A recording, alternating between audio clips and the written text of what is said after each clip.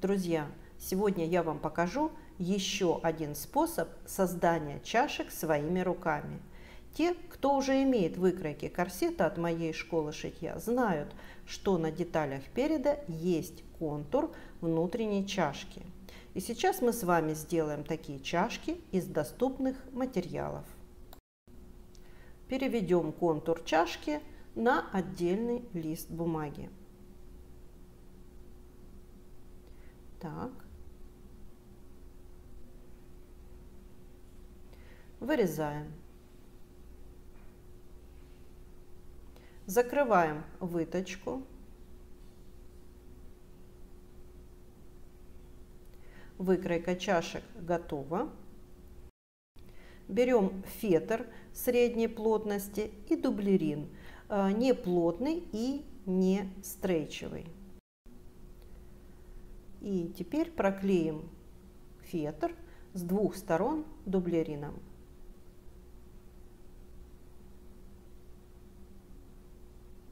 Так. У нас получилась вот такая заготовка. Ее нам нужно простегать на машинке. Прокладываем машинные строчки на расстоянии 1,5–2 мм друг от друга. Так. И у нас получается вот такой материал для изготовления чашек. Переносим контур выкройки.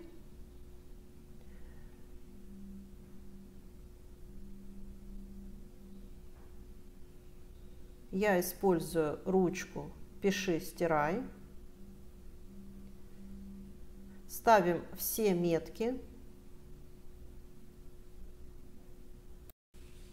В зеркальном отражении рисуем контур второй чашки. Вырезаем. Шить будем в стык сверху вниз, совместив срезы и метку.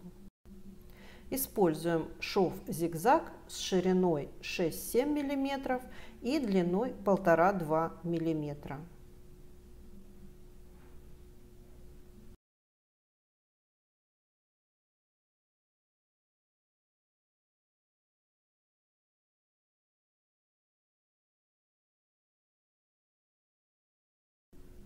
Мы соединили детали.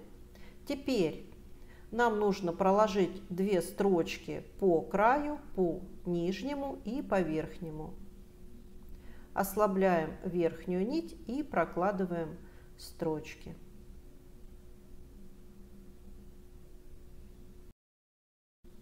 Теперь сделаем припосадку срезов, концы ниток закрепляем.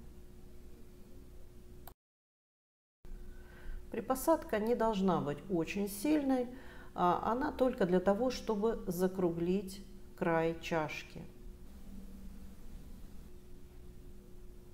Вот так это выглядит. Придавать форму чашкам будем на круглой колодке. От центра к бокам вот такими движениями мы сформируем с вами красивую форму наших чашек. Следите за руками. Друзья, используя этот метод, вы можете создавать чашки любого нужного вам размера. Также вы можете регулировать плотность чашек, взяв немного плотнее фетр или дублерин. Буду рада, если вам был полезен этот мастер-класс. Ставьте лайки, подписывайтесь на мой канал. Всем легкого кроя и шитья. С вами была Юлия Чумакова.